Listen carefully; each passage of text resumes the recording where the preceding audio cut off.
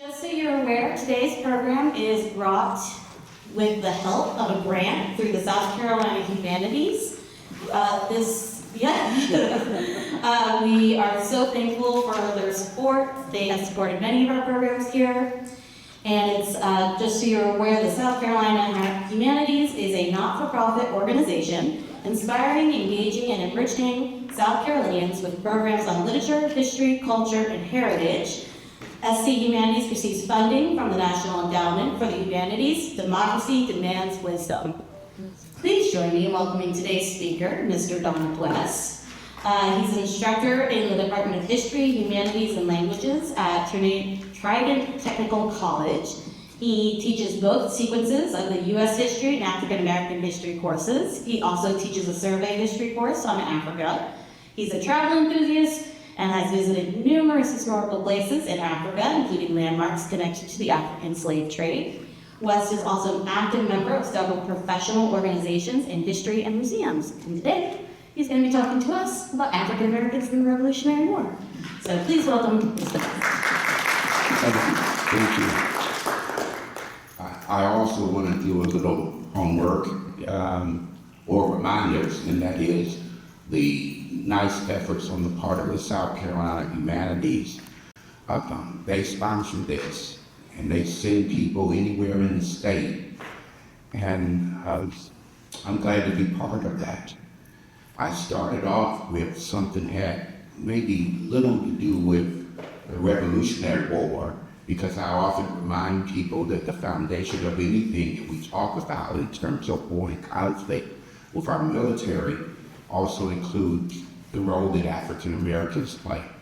And before I go any further, I want to acknowledge and at least give an opportunity for any veterans in our audience to be recognized. If you are, just kind of wave your hand and please give them my hand.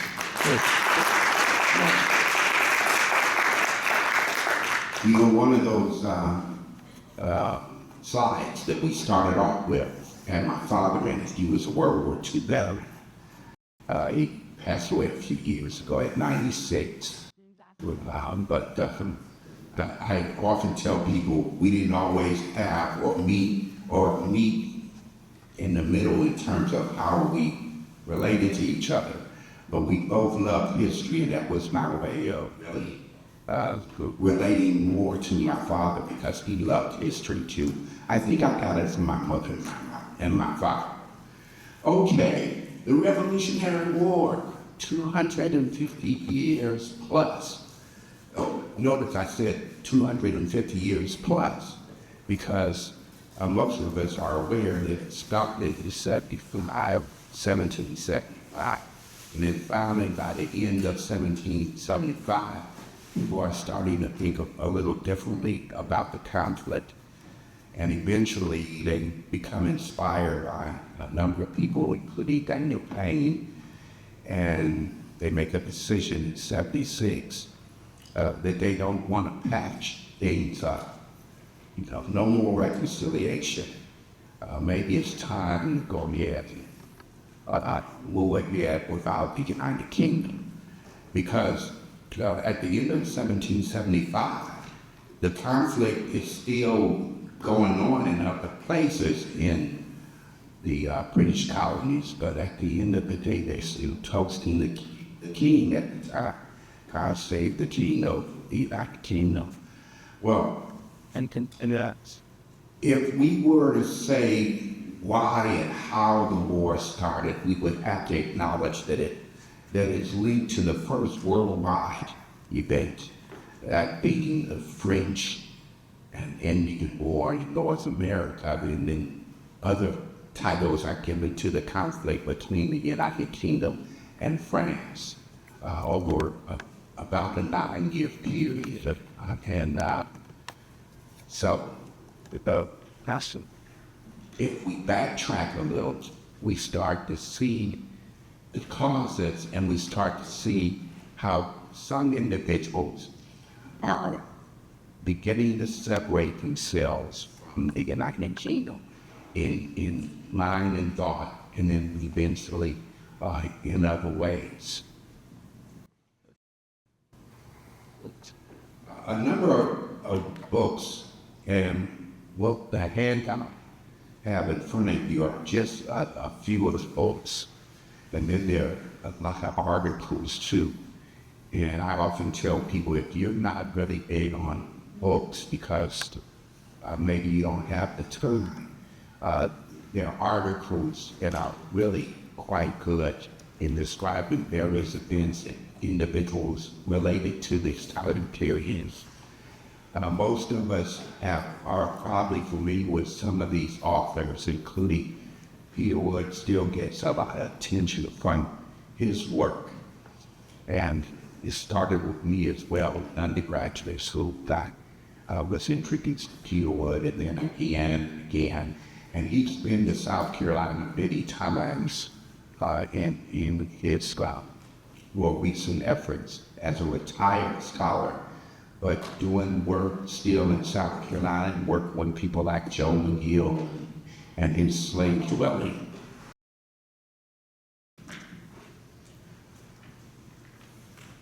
So we have a great foundation to work with, and that is all of these different books that tell us a lot about the time period. And then once the French and Indian War is over with, there's a need to pay for it.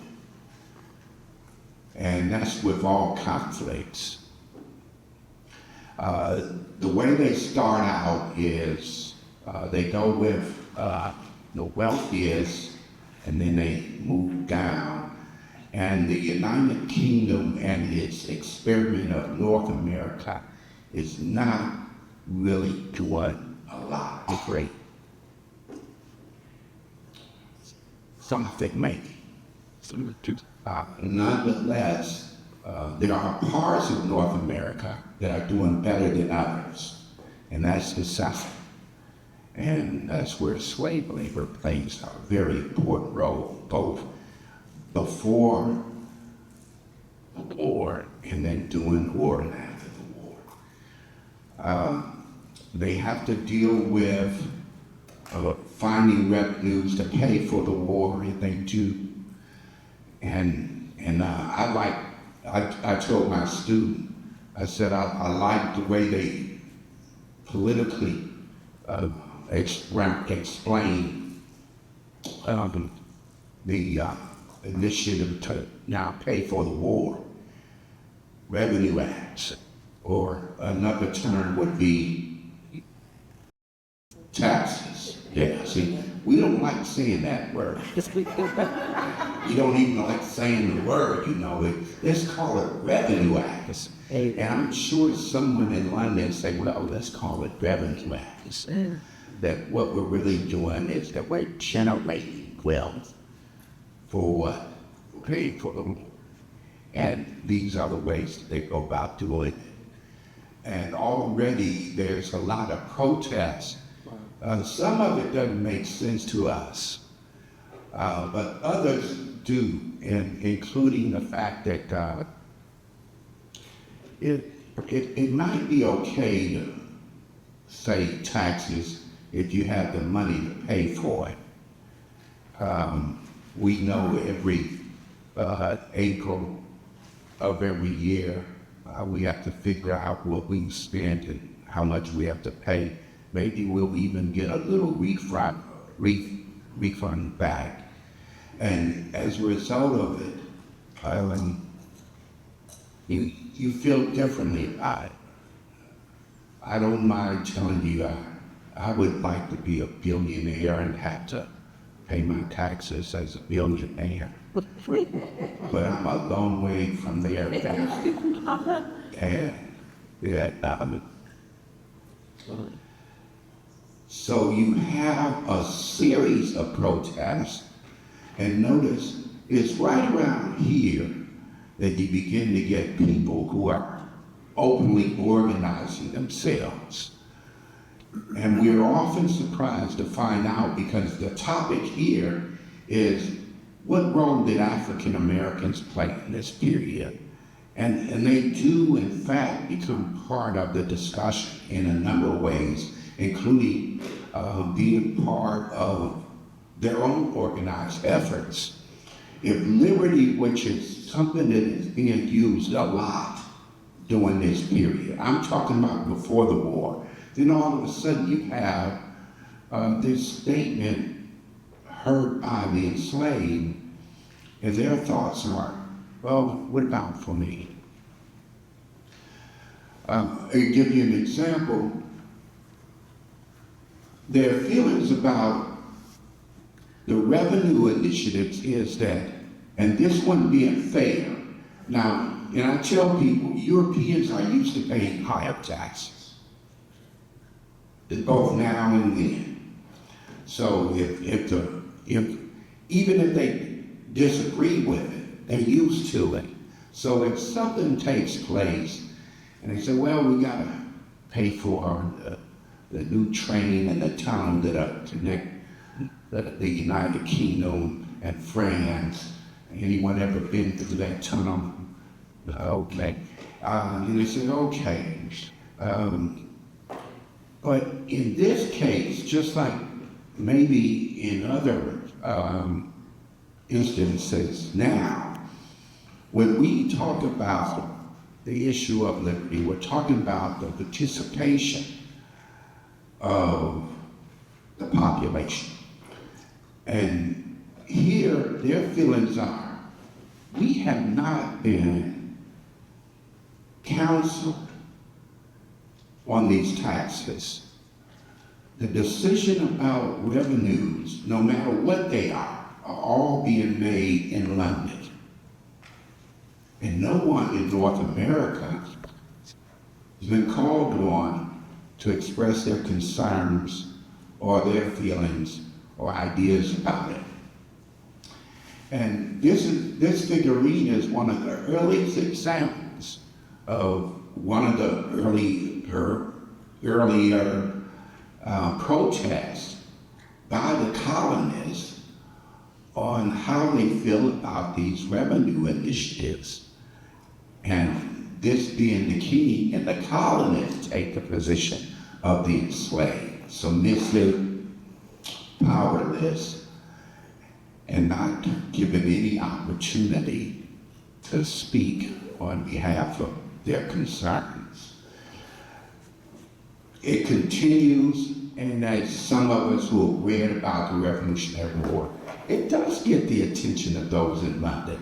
Some of the early initiatives are revised, some of them are canceled or postponed, but things continue to go in the way that the colonists see a pattern. And that pattern is decisions are being made in London about North America.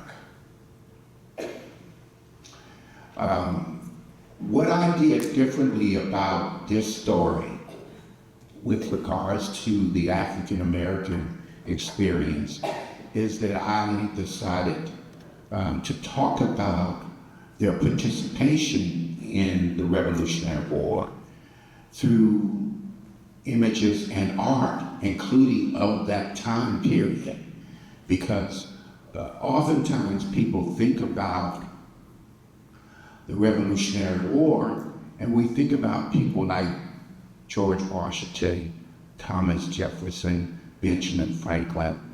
Those are the three key. Then John Adams is up there too. And their images are, of course, what we remember. Until recently, we only knew of a few names when we were talking about African Americans. It seems like now every year, names are starting to be added to that story. And different locations are finding resources and materials that help them document this story. And we will too today. I thought, well, where do we start? Well, in South Carolina, enslaved people in Charleston had actually organized themselves and openly protested and talked about their own freedom. it alarmed people. They didn't have to call out a armed guard or anything like that to put down the protest, but they were alarmed at the enslaved population in Oakland spoke out with regards to their freedom. But with the growing protests, and one of the reasons why New England is important to this is that the New England area had a very different landscape and population. Smaller but family groups and individuals who, of course, and in terms of their revenues, depended seasonal on a lot of things. And so already the New England area is the most economically depressed area of North America. The further south you go, the greater the economic situation. In fact, on the eve of the American Revolutionary War, South Carolina was one of the wealthiest colonies, and they were producing things that the British could sell and make money. There was very little, but there were some things, but there was very little that the New England area produced that made the British money. So by 1770, there had been some changes in policy, and as the policies continue to change, the protests would as well. And one of the interesting things that happened in the Boston area is that more soldiers are being called up for a number of reasons, but more soldiers are being called up because the population seemed to be restless. In addition to that, the population is experiencing seasonal changes.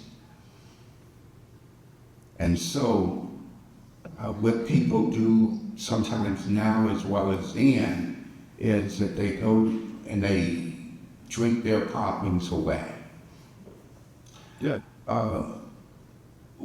One of the conversations in some of the pubs is that these soldiers are not making things better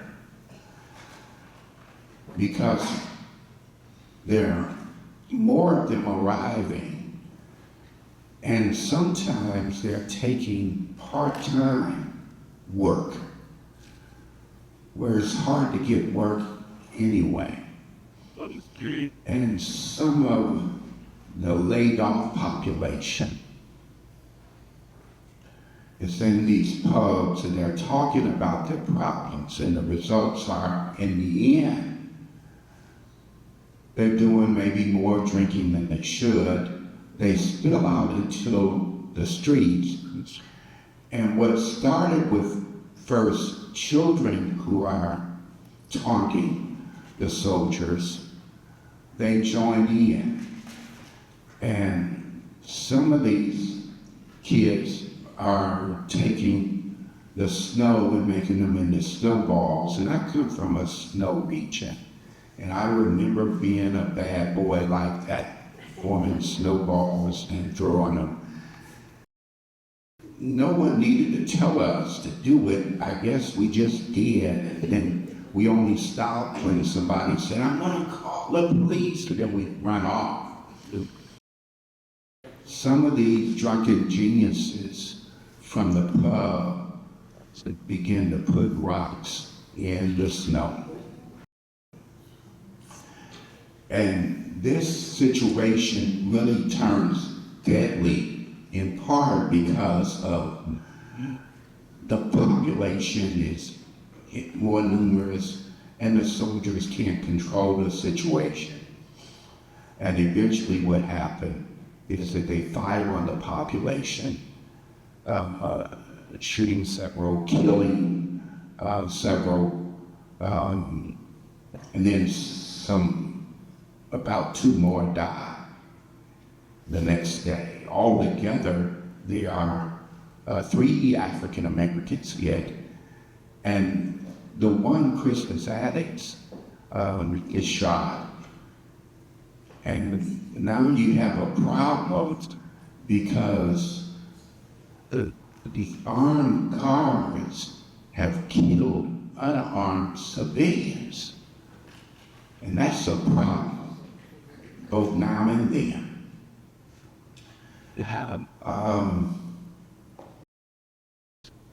But notice, this is one of the earliest examples of what become known as the Boston Massacre. And there's no true depiction of anyone in this image as being different than the rest of the population, true? One of the reasons for that is that race in the world is changing.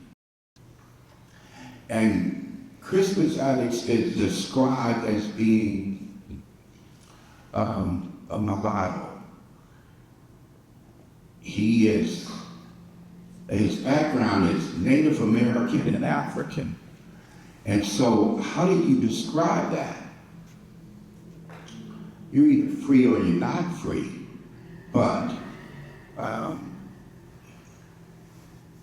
we're not sure anything else until much later.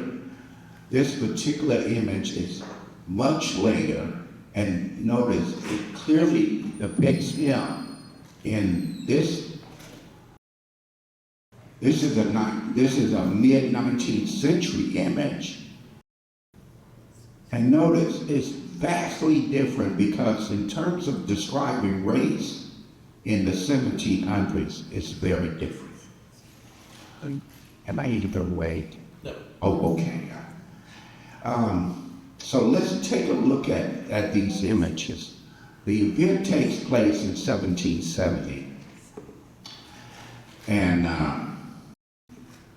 this is the way it's first disseminated, from an image that was done only weeks after and then continued to be distributed throughout the rest of the Revolutionary War.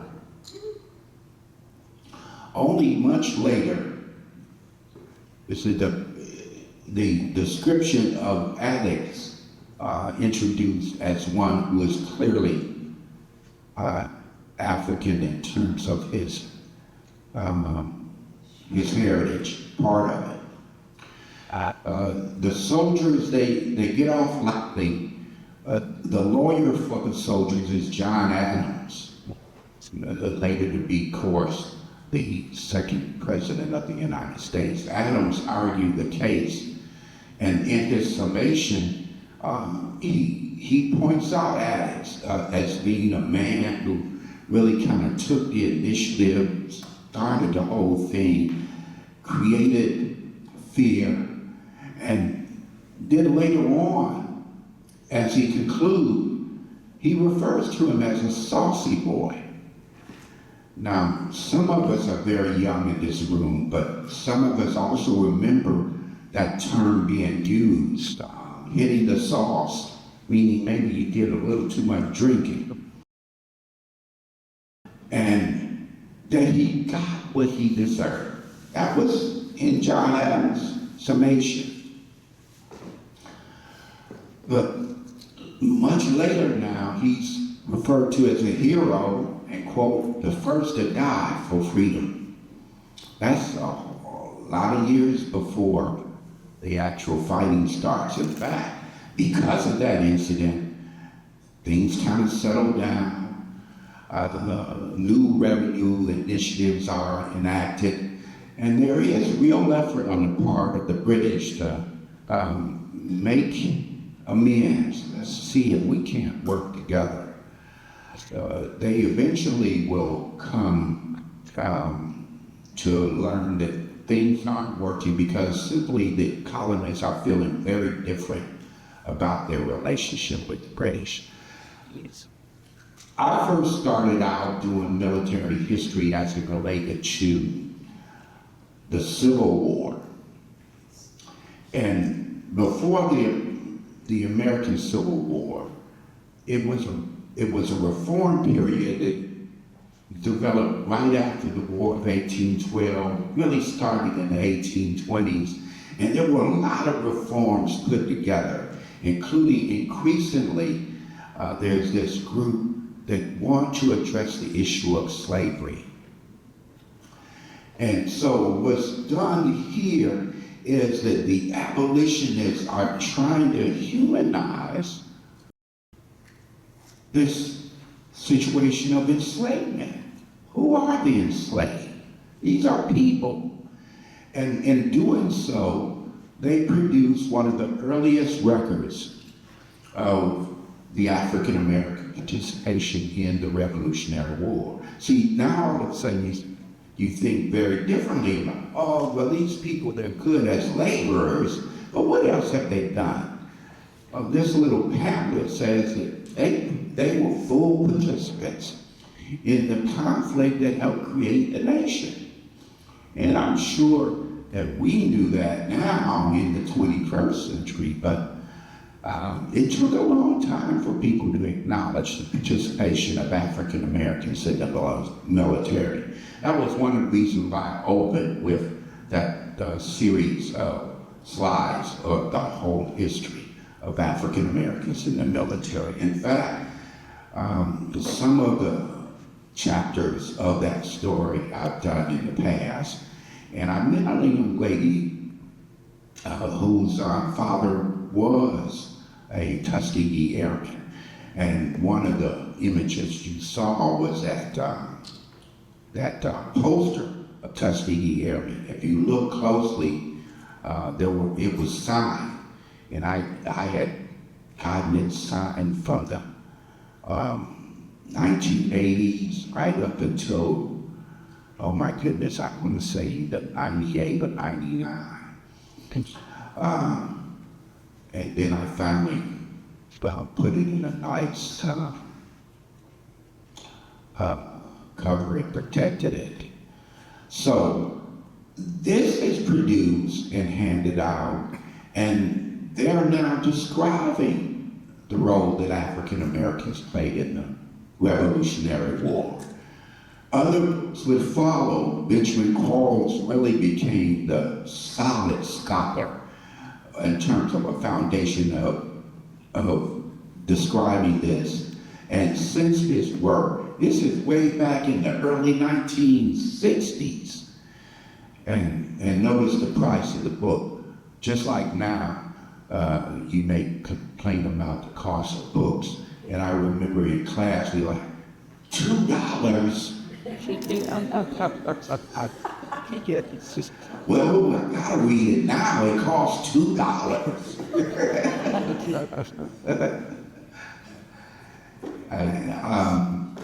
And he was really an outstanding scholar. I don't know if you ever heard of Benjamin Quarles, but other of his colleagues would just praise him about both his style of teaching and his scholarship.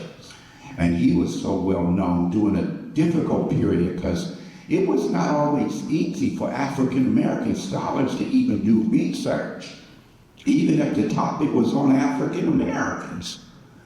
They would go places and they would be told, no, we don't have a day for you, because there would be, you needed to make an appointment in many places.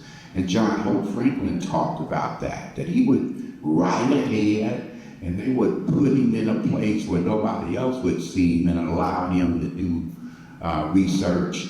And he'd thank them for it, but it was very different then. And so what Quarles does for us is establish now that there is enough historical information and documentation on this story about the Revolutionary War to include the role that African Americans played in it. And their participation will only grow. They're at meetings, they're part of the protest, and it's only growing.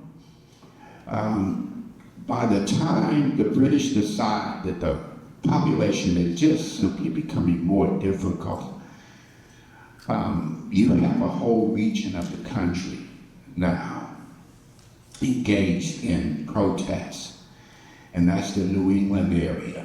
Not necessarily all of the 13 colonies at first, and especially is somewhat class in the protests. Most of these people in the early years of the growing protests, they're not well-to-do. There are real limits to their resources. And some of the people even complain about folks, just like maybe we do now, oh, they need to get a job, that sort of thing. But when it finally happens in 1775, and it results in people being both shot and dying, and then later on a call for more troops to come up, because 1775 started with a need to call up troops, and that means vessels from the United Kingdom and other parts of the British Empire will have to be redirected to the New England area. The fighting will only continue. And there are a number of these stories. Altogether, the estimate number is between 250 and 300,000 people are part of this story. And so when you're talking about a very small number of people like African Americans, maybe it can get overlooked. Nevertheless, their numbers are present in all of the major battles, in many of the small skirmishes. Even if they're not in the majority, their numbers are there. And people write about them, and they use artwork, and they use other designs. This, of course, cover was taken from this event, and notice the date. The decision between the fighting that starts in the spring of 1775 and for the rest of 1775 is to exclude Africans from the fight, in part because of the concern, especially among Southern leadership, and the issue of race and slavery.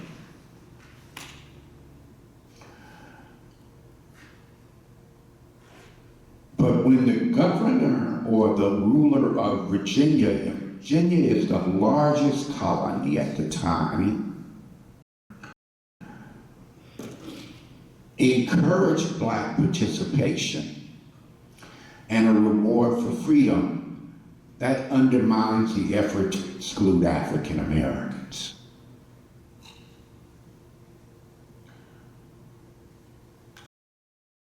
At the end of 1775, the inspiration comes from a number of places, but Thomas Paine plays a very important role. He's an interesting fellow. He had taught in England, got himself in trouble, got a divorce, had an affair. He comes to the United States because he had met Benjamin Franklin. And Franklin is really an interesting story. He is brilliant, but he's odd. And he likes bragging about being odd. He talks to a mouse. which is definitely not what most people do. He had hoped very much that his son might take a very prominent position in British society. And then something happened. And this is before the war. He had taken some money and helped with the education of kids in the area, including non-whites. And he talked about being an older man and being changed, because once you get a certain age, maybe change becomes difficult. And now he's rethinking this attitude of race and slavery. Most of us know that story. And it changes everything for him about this issue of race and slavery. And even the war, eventually, the son that he was grooming to take over a very, hopefully, high-level position in British society, they are split. They're over this conflict, and they never get back together. This is that group, the Committee of Five, who, after the Continental Congress decides to make a vote on whether this idea of reconciliation should continue or that they should separate themselves from the United Kingdom and form a new nation. And they justify it, and they put these folks to the task of explaining it to the world. John Adams is supposed to be the man leading the charge, but he talks about this redhead from Virginia who's a better writer. And Thomas Jefferson, of course, will make and take credit for the Declaration of Independence, but it included all these guys. And we've often only thought about Jefferson. And we're familiar with this, the opening. I often tell, because when I was talking to my students about it, and I said, well, why didn't he say creator? Why didn't he just say God or Jesus? And we know the rest of the story, which is bringing more people together and not having this issue of their religious beliefs become part of the decision in forming a new nation. Most of these guys were different in that the way they believed wasn't as members of a Presbyterian church or a Baptist church.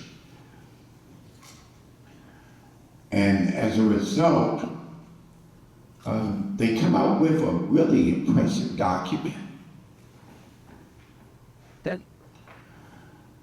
And they made some changes because Jefferson borrows heavily from writings already in existence, including this one.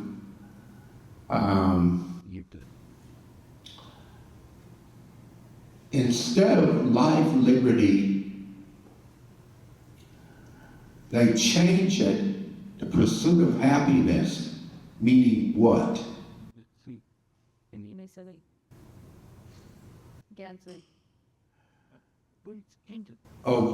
Guarantee of happiness, property. Yes, property. That's the way you evaluate it. You know, what you have in your possession. And there will be changes made. Several changes, this one being really important, is taken out.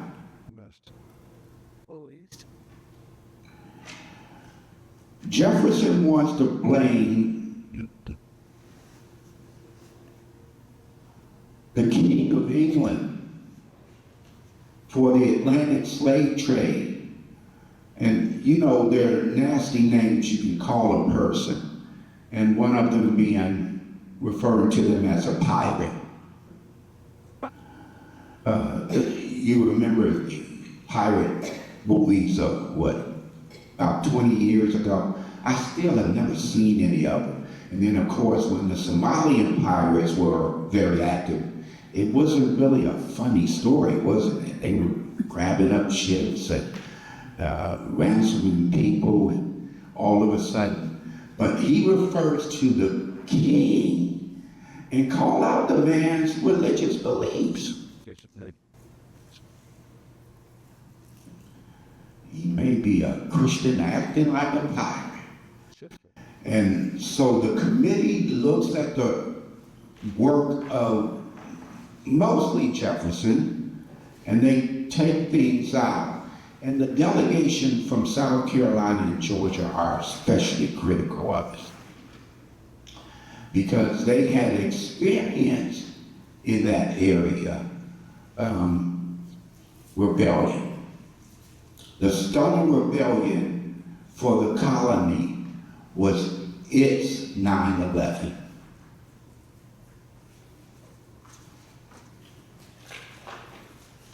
And the Stone Rebellion, of course, takes place in Charleston County back in the 1830s.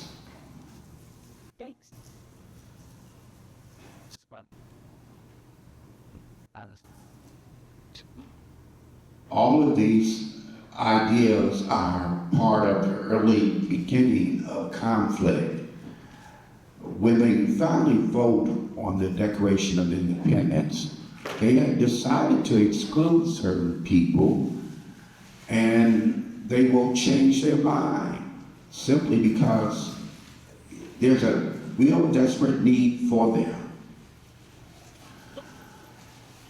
Some of the African Americans during this period are writing about their issues with liberty. And one of them being this person. Lemuel Haynes is a permanent minister in the New England area, but before that he was involved with the Green Mountain Boys, who had been led by Ethan Allen. And they really secured some of the early victories for the small group. And eventually he'll continue to contribute to both his concerns about race and slavery. And he ends up being the most prominent black preacher of his day.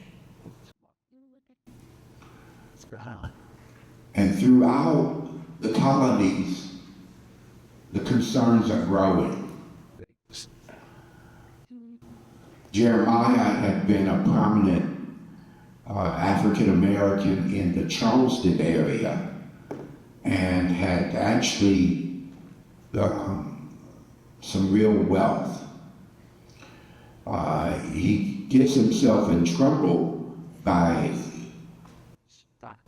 expressing revolutionary tones and will be arrested and then executed for his possible incitement of the population. And the role of African Americans are now growing in all areas as this war, and we often don't think about the Revolutionary War this way. I said the first worldwide war was the French and Indian War. Well, this one is even bigger. The fighting takes place in North America, in the Caribbean, in Europe, in the Mediterranean, the coast of Africa, in Asia, a lot of fighting is taking place, and the British are spreading their resources ever so thin. Why are they fighting this war? Well, to them, it was about now this new established global presence they had secured as a result of the French and Indian War and the results. And that is, they have a global empire, and in order to preserve it, they must fight these. And they refer to them in certain terms, including, we're familiar with Yankee Doodles, or silly fellows who have little principle or understanding. In fact, if they're talking about freedom, some of the people in London, I said, are these people enslaved people? How is it that they can talk about freedom?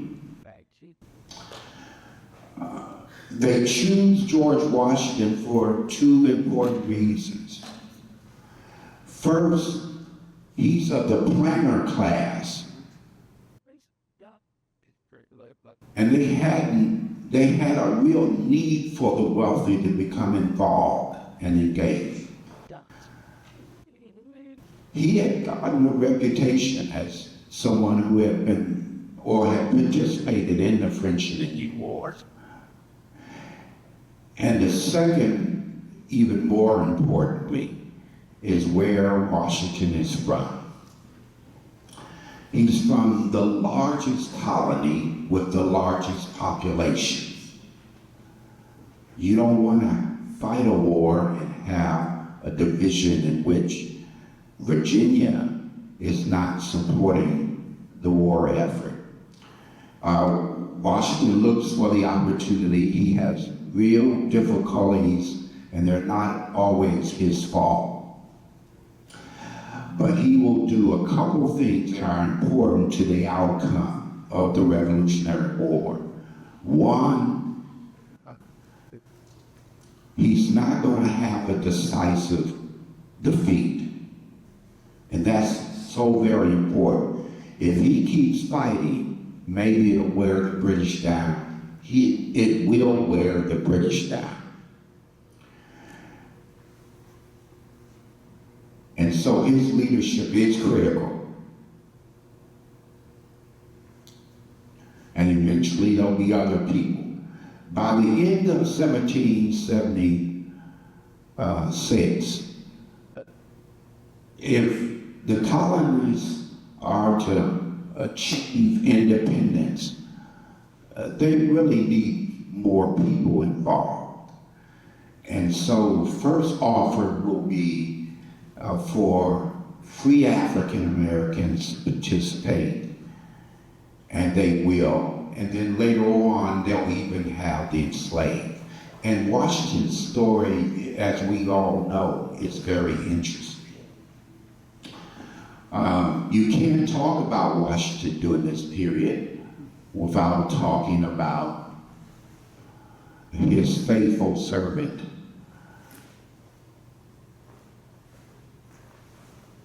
Billy Lee. And notice the artwork in the area. And during this time period, that's Billy Lee there, as we believe. And then here, which may even suggest that he has knowledge of his African rivers because of the way he has worn what's on the top of his head. This generation of slave masters thought of themselves as individuals who, at least, they had embraced the concept that enslaving the population was part of what we might call a necessary evil.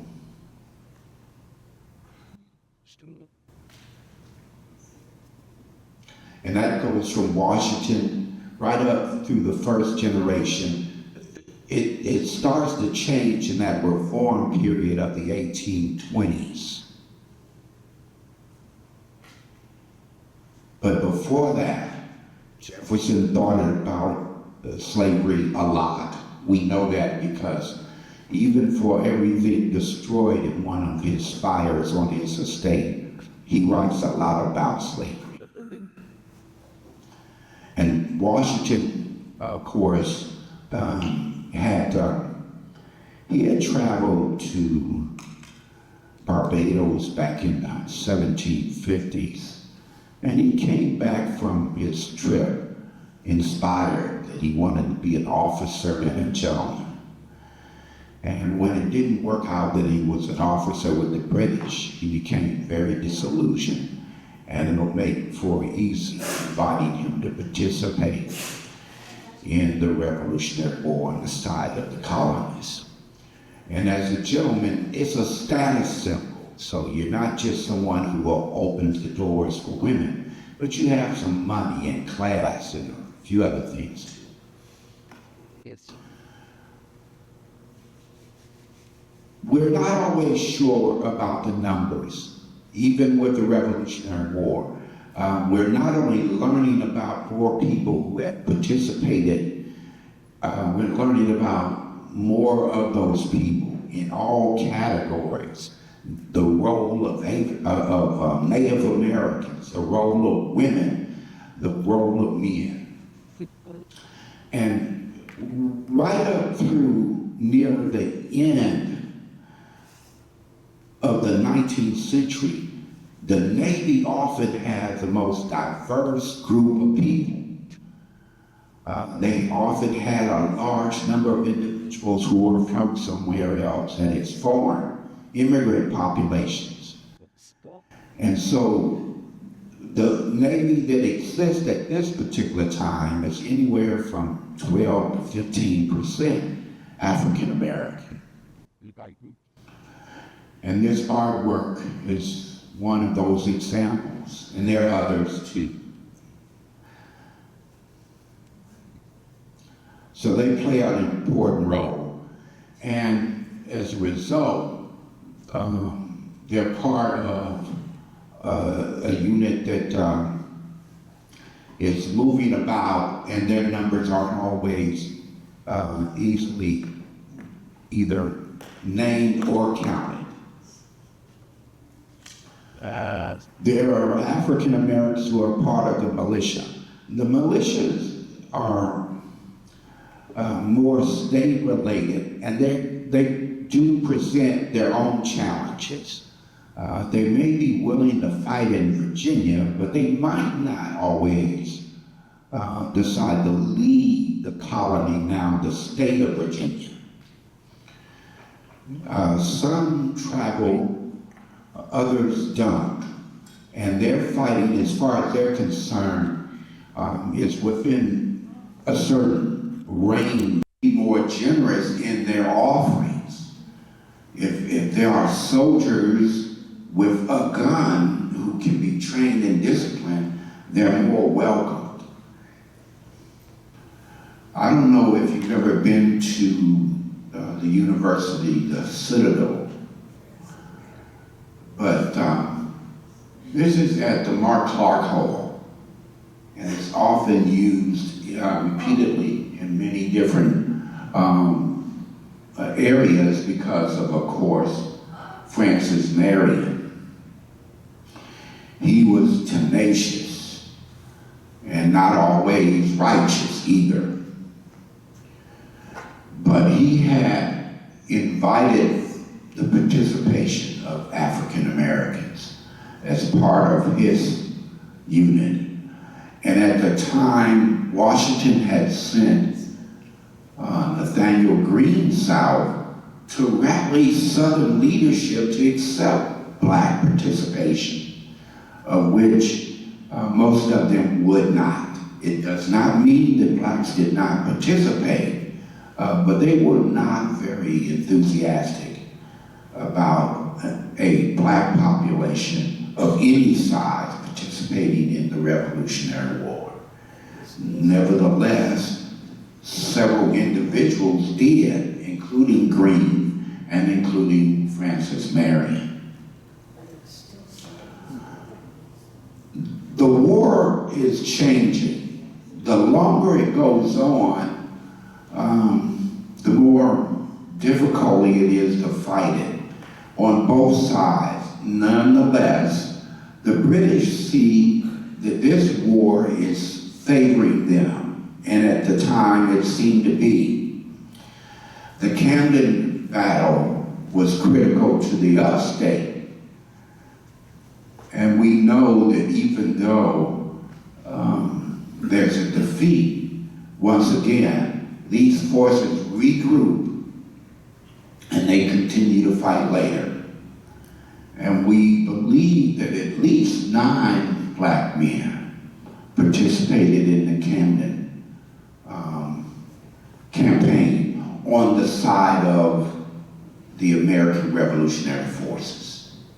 I visited it many years ago, well, a few years ago, and took that picture. But this is an illustration of the time period, or a few years later, including what happened in Savannah. And the British are actually, and notice the date, the British are actually, by 1780, they're winning. And they're reporting back to Parliament that they expect that this war will end soon. Then they make a crucial decision that backfired. They had already caused the surrender of certain forces, and then they call on the local people to take a loyalty pledge. And that turns the population against the British. Being able to regroup, they're able to eventually, those same defeated forces, to turn the tide of the war. And especially the crucial role that people in the South played in the Revolutionary War. Who's been to Savannah? Okay, so you've been to maybe the downtown area of Savannah, where this nice statue acknowledged the participation of African Americans. That young man who's a drummer who will be wounded eventually will become one of the leaders of the Haitian Rebellion. And that whole Haitian story is directly connected to the American Revolution, because a number of soldiers had fought on the side of the French during the Revolutionary War, during the period of the 1770s and 80s. And then some of them will return to the island, and they will be talking about freedom there. I wanted to share this part of the story because it's so interesting. Delta Sigma Theta is a African American sorority, and during the 70s, they started talking about doing community projects, and they often related to history. Reclaiming old historic black homes. One of the projects that was done was the Lucy Craft Laney historic home in Augusta, Georgia. The high school is right across the streets from the historic home. So if you ever get a chance to visit there, they have a historic home and another adjacent property in that part of Augusta, Georgia. The reason that's so significant is that Lucy Craft Laney. This is another time period. This is after the Civil War. Lucy Craft Laney was one of the earliest black educators to encourage not only the teaching in the post-Civil War period, but established one of its strong emphasis of the school, health services, including a nursing program. And she was Mary McLeod Bethune's mentor. So if you ever get a chance to visit there.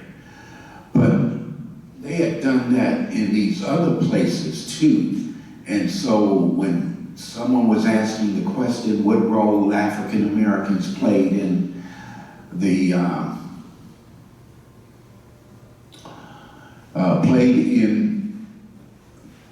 Valley Forge story, there were dozens of African Americans who were part of that harsh winter, who also died and participated in the Revolutionary War.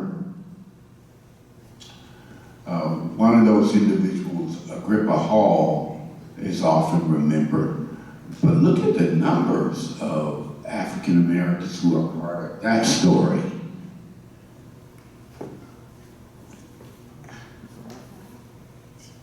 And these are often, in some cases, paintings of individuals who were painted later on after the Revolutionary War. The names and the numbers continue to grow, and even an interpretation or reinterpretation of their roles are now starting to surface.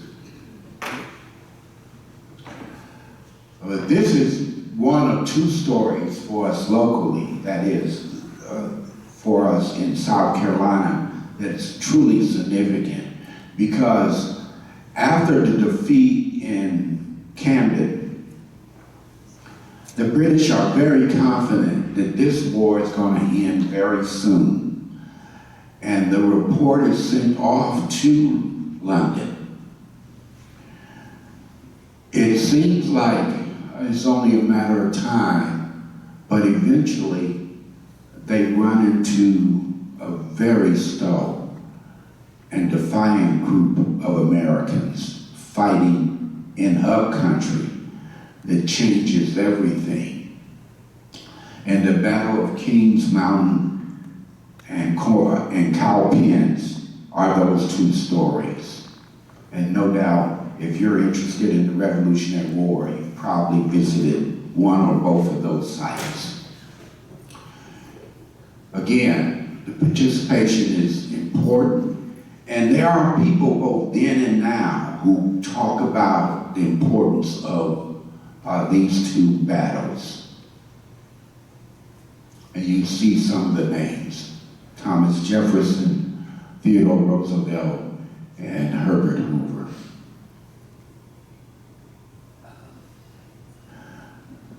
Their presence is available in various types of writings, both then and now. It took a while for people to dig them up, but increasingly we've been able to learn that even if those numbers were very small, all of the battles have a black presence.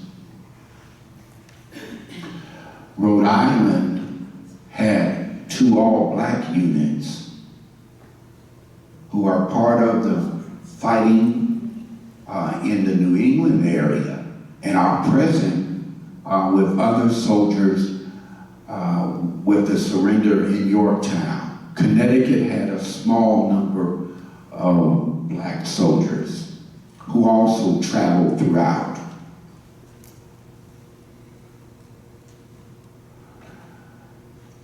This image is often done repeatedly during this period. This is Bunker Hill, and we thought it was Peter Salem, but we later have new information to suggest it was someone else.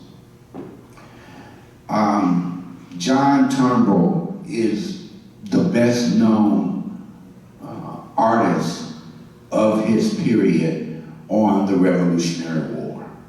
And his artwork would be praised for decades and generations to come. And it's also very large pieces. At first, what we thought was Peter Salem, or we later come to know that it's Asaba Grossner, and you can see the difference in the scale of things.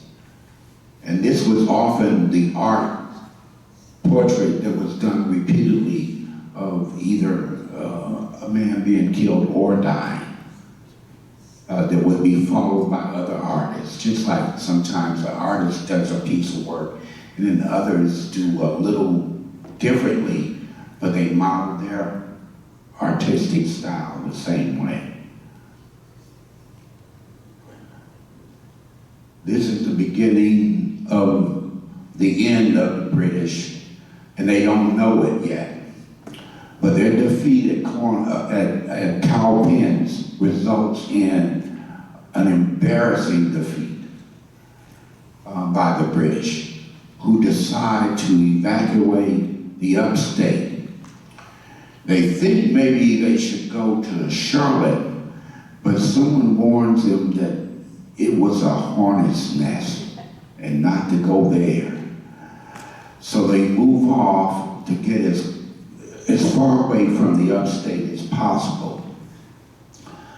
There are 16 African Americans who are part of the Patriots, and there are many more blacks participating on the side of the British. Asher is one of those stories. It's one of these famous artistic pieces of the time period that you see over and over again. And I thought about that too, what an artist might include or exclude. But not only is the individual on horse, that's a very important part of the war story, but he has his own weapon. Washington is a cousin of George, William Washington.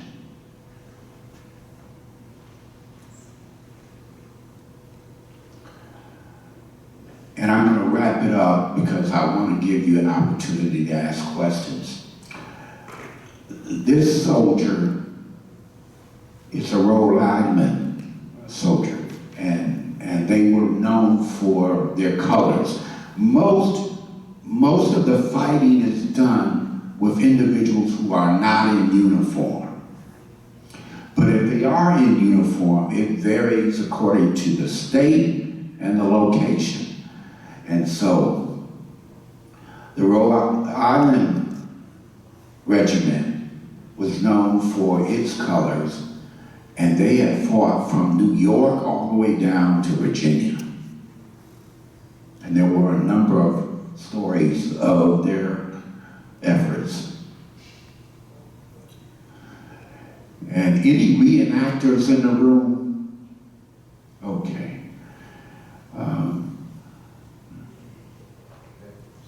The Vice President for Academic Affairs many years ago, that was one of the conversations we could have because she was a Revolutionary War reenactor. And I did Civil War, and we would, after talking about academic stuff, then talk about our weekends in reenacting. And so they tend to go up and down, and I'm not surprised that you're going to probably see more visibility of Revolutionary War reenactors. And this is an example of the Rhode Island unit. There were, the question of African Americans and the history of the Marines, we're not always certain, but we do have at least 12 Marines who served during the Revolutionary War. They are not eliminated from the Marines until afterwards. So they had participated in the Revolutionary War. And then shortly before the Constitutional Convention, a group met and they decided no black Marines, and there wouldn't be any black Marines again until the 1900s.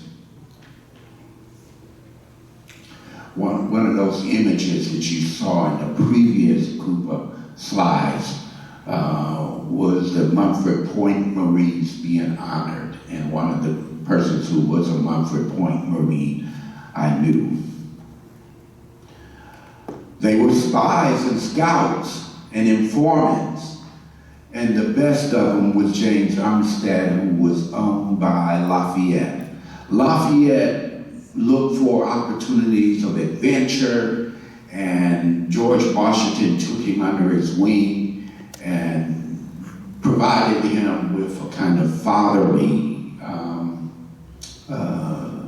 example. And they remained close and in communication with each other until Washington died in 1779. This portrait of James, referred to as a double agent or master spy, was done in 1824. Lafayette is still around, and they do briefly meet. There are a number of other individuals who will arrive during this period, and their presence will then have a longer legacy thereafter, including the establishment of fraternity and sororities through the Masonic Lodge of the time period. And Prince Hall is connected to that story. What about black women? Well, women do play an important role. Oftentimes, they manage the estates when the individuals went off fighting, but some also follow the fighting, providing services as nurse, cooks, and maids. Some even joined in the fighting. And the same would be for African Americans. Several of what often are referred to as the camp followers included African American women. And these are two examples of Sally St. Clair and Manny Kay. There are other individuals we kind of question, we are not sure. Just as, again, the issue of race is a dilemma for this time period. Phyllis Wheatley's essay is received by George Washington, who reads it to troops during the Revolutionary War. And this month's Black Heritage Stamp honors Phyllis Wheatley.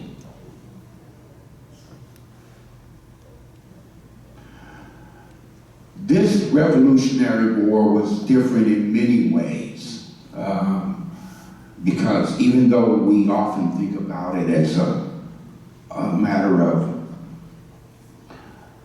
taxes or liberty and other things, it is perceived differently by different groups, including the perception by women as opposed to men, and the same with regards to African Americans during this time period. The years between 1761 and 1783 were historic, and African Americans, free and enslaved, were there from the beginning of the movement that would create a new nation. The Revolutionary War started in New England and ended in the South, and African Americans were part of that story. They were present throughout the period that we were talking about, attending meetings, active in protests, and advocating for liberty. enlisted in militias, and later members of the infantry. Large numbers fled from enslavement. We're not always sure those numbers, but every plantation was affected by runaways. And we think those numbers were anywhere between 50 to 75,000. Washington had that experience too. In fact, he went on to New York to try to secure the capture of 2 of the slaves that had run off. Black people served as scouts, spies, servants, soldiers, sailors, Marines, and musicians.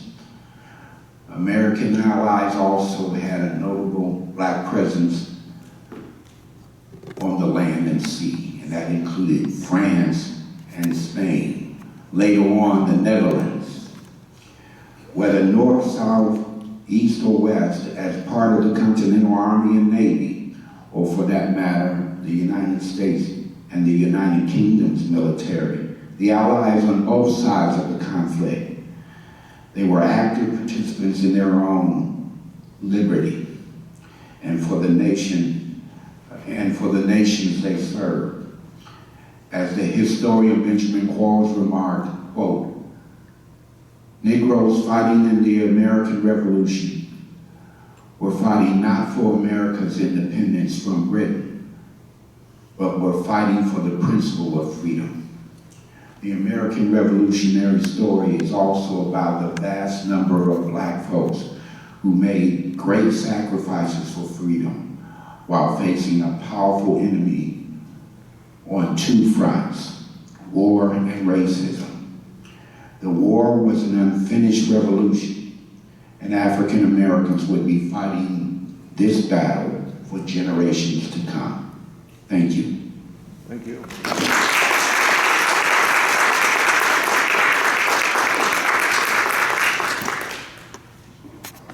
Any questions? Yes. And if you would, for the audience as well as myself, please give your name. I saw her hand first.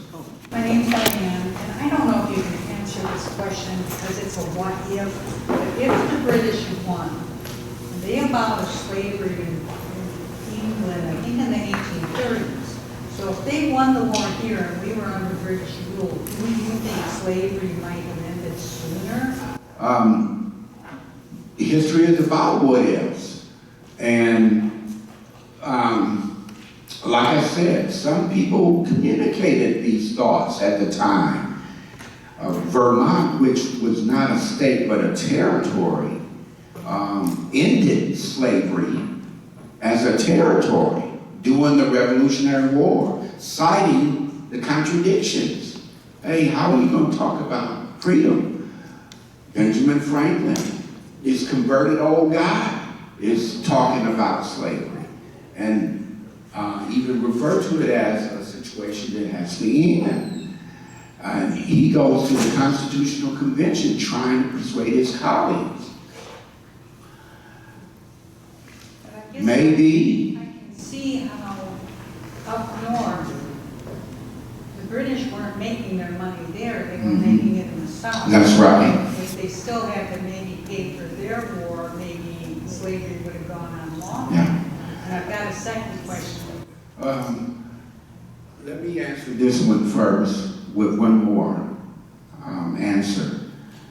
Lafayette talked to George Washington and said, hey, this isn't compatible. And Washington's response will be, who will do the work? You know, not me. That's what these people are for.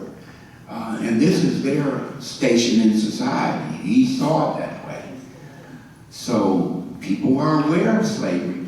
And what's interesting is, in this interim period between the Constitutional Convention, that's where the largest number of enslaved are being freed. So even George Washington wouldn't do it, and Thomas Jefferson wouldn't do it. There are even estates larger in Virginia that are doing it. So you had a free population by 1790 that is quite noticeable throughout the South and certainly throughout Virginia. Yes, one more question and then over here. And I'm not sure if you can answer this either, because I know nothing about Canadian history, but the British had a huge presence in Canada. Mm-hmm. And I'm wondering, well, what produced their revenue in Canada? Because I doubt Canada had slavery, but maybe they did. to some Well, at this particular time, they still do have slavery. But they are fur traders, and that seemed to be successful. And the fishery, at one point, the area right off of Maine and Nova Scotia had some of the most concentrated cod anywhere in the world. So fishery and fur trading and maple syrup are those three things that seem to produce money, but the small population is different too. I mean, even to this day, Canada is smaller than the state of California in terms of its population. So that probably helped. Yes, and your name, please. David, Yes. sing it.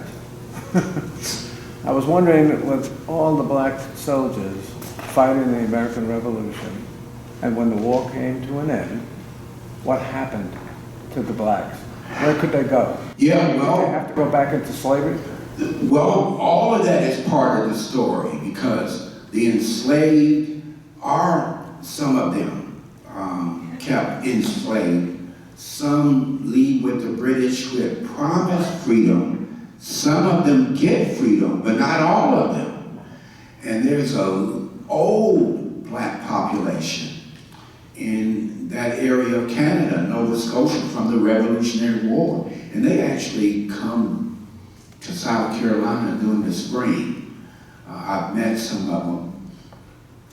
Eventually, this growing free black population will be dealt with by these various settlement initiatives in Africa. The French will do it, the British will do it, the Americans will do it, and they help form what become known part of the Mano River region, including Sierra Leone. There's no law to put them back into slavery yet. Under the British, they had certain laws, but the British law is no longer. And under the U.S., they don't have laws that say you can't run away. Only until the Constitution is settled do they find an answer. It's against the law for you to seek freedom, and if you do, you're a criminal. And anybody that helped you is a criminal. That's part of the constitutional conditions that are worked out. Would they be So they're free, and most of them are really in bad shape economically. But some will emerge, and that's throughout the country. You will actually have free blacks in all of the states, some of them doing well, some of them making enough money. That's the history of some of the free black population in South Carolina. But most of them, it's a struggle economically and socially until literally at Thomas Jefferson's estate, they come up with something, the American Colonization Society. And they propose removing them from the country. Many will say no way, but others will go. And from places including Charleston, they'll leave. We're talking about decades later. And we settle in places like Monrovia, Freetown, in Guinea, and I've been to those places. So But they don't know what to do with them until they make a federal law out of it. And eventually it'll continue over decades that you will have new laws added on. So they'll make it difficult for them to be free in many places. In South Carolina, there was a certain tax on free people of color that they had to pay at the beginning of the year, otherwise leave the state. So, Would they be searching for their wife and their children and not know where they are? some of them did, because that's also part of the story. But most of the time, they're in these places where their family will be kept together. I saw another hand, I think it was in the back. Oh, okay. No? Yes? Yes. I was wondering if there is any study being made now to collect additional names. My name is Joan, I'm sorry. Yes, John. Thank you. If any studies are being made through transcribed pensions of revolutionary soldiers like this one whose woman, and I've seen a few of those, and just wondered if you knew of anybody with an organized study to collect additional studies. Well, the answer is yes and no. At one time, a lot of work was done, and I would say with the 250th anniversary starting in '75, is starting all over again. When I was at a conference, they were even talking about that. Maybe it was the state of Virginia, a high schooler was doing research all on his own and discovered someone. And you're getting those kind of projects now. And history, as you all know, is very specialized. So not only do you have a very general history of things and you teach it that way. And most people, when we talk about the whole subject of African American history, the vast majority of African American historians are usually teaching subject matters like African American history and U.S. history, or African American history and Western civilization. And I taught all of those subjects too. So as a result of that, you get other people who are involved in it. And at one time I had a student, and she was military. She was doing something on upstate near Greenwood. And there she was able, on her own, to find the participation of African Americans in the Greenwood area. So, yes, I would not be surprised by that. And there are grants available, and there, within the area of history, are military historians. I don't know if any of you are in that category, but they have their own meetings and conferences, and they talk about the discovery of new information. I was going to say, I can add a little bit Yes. more insight into that. I know that at least for the PD area of South Carolina, there is this database of all, not necessarily African Americans, but people of color, showing via pension records and census records and during the American Revolution. So if it's in the PD area, it's probably in other areas of South Carolina too. I just don't know if it's all.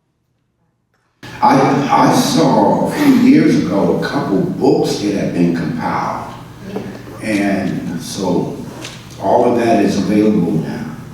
Well, I would like to mention that this is part of what my husband and I have one of the 250th grants for now on occupied Camden, and particularly from that time period, but any time during the Revolution, We are all looking for, deliberately looking for those. And I'm advertising that because if anyone has any information or comes across it, if you let these folks know, they can let us know, and we can include that information, because our purpose is to try to get out the whole story. And it's just that. There's nothing wrong with all of the great work that's been done on George Washington. But like I started out by saying, that we believe that anywhere between 250 and 300,000 individuals fought in this Revolutionary War. Maybe a battle or two. And so we have an opportunity of finding out more on the state, local level, as well as some of these big battles of who was there and what they did. Thank you. Yes, I saw a hand in the back. One more question, and then we'll.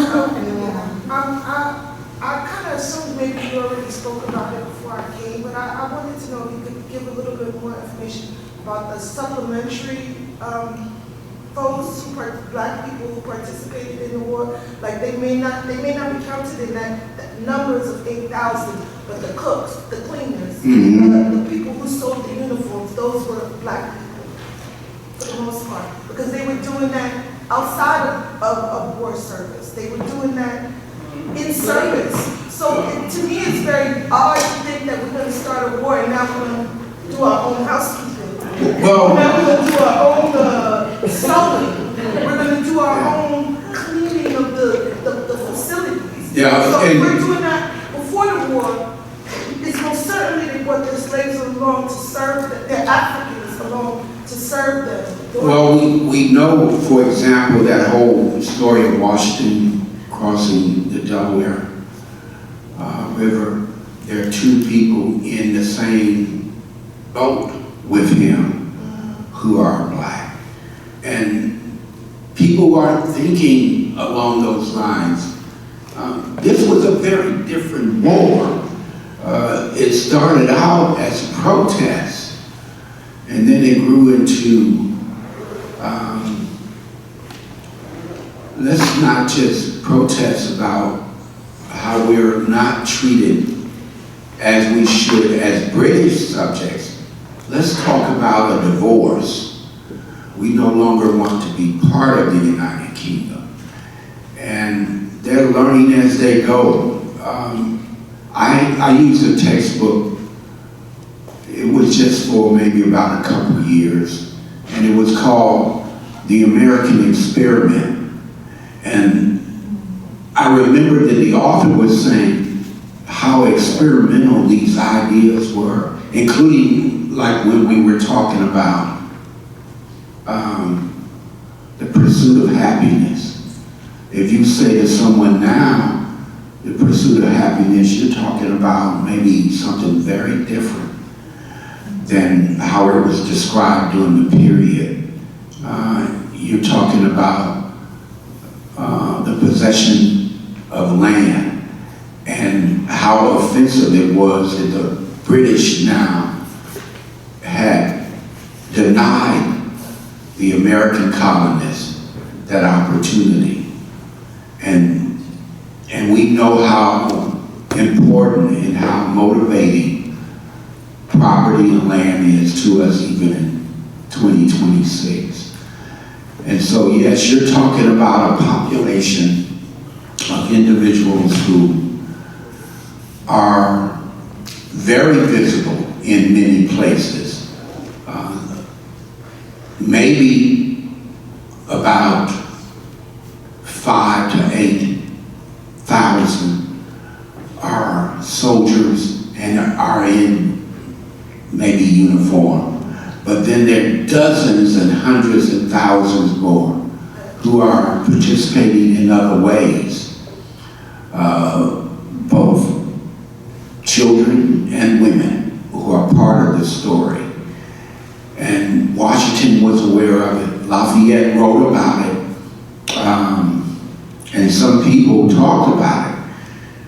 There were, for at least this interim period between 1783 and 1786,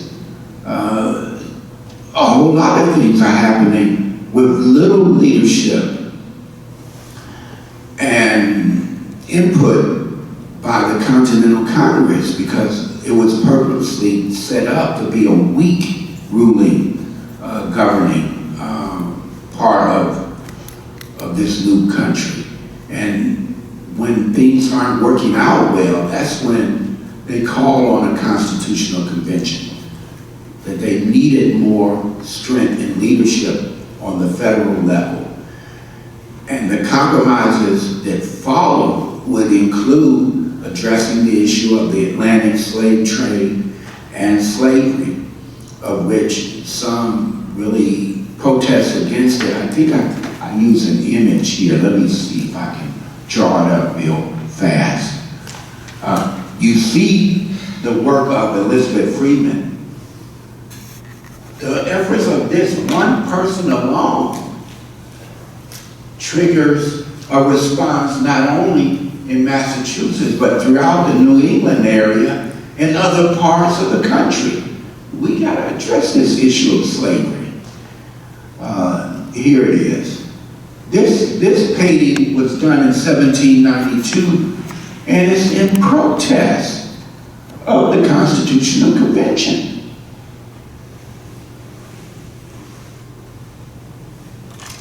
That it didn't address the issue of slavery. And that it needed to.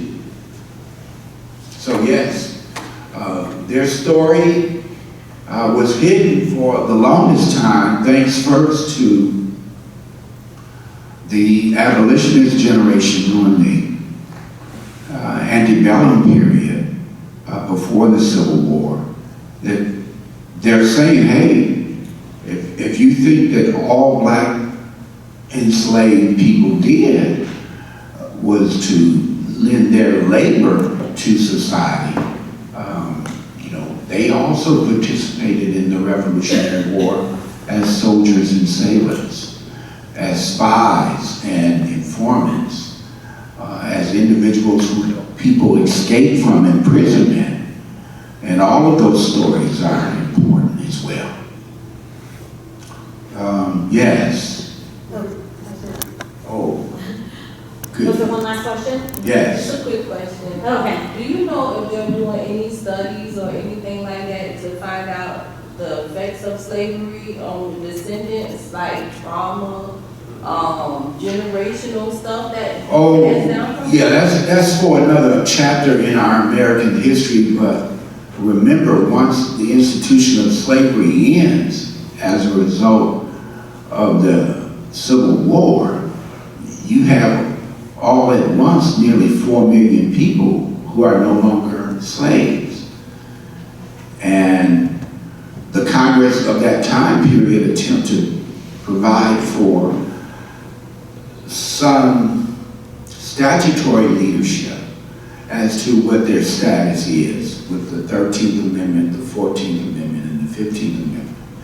And I often tell people during the Reconstruction period, one of the really inspiring legacies of that period was the create widespread public education for all people in the United States. Because before the Civil War, for the most part, people felt if you wanted to be educated, you should pay for it yourself.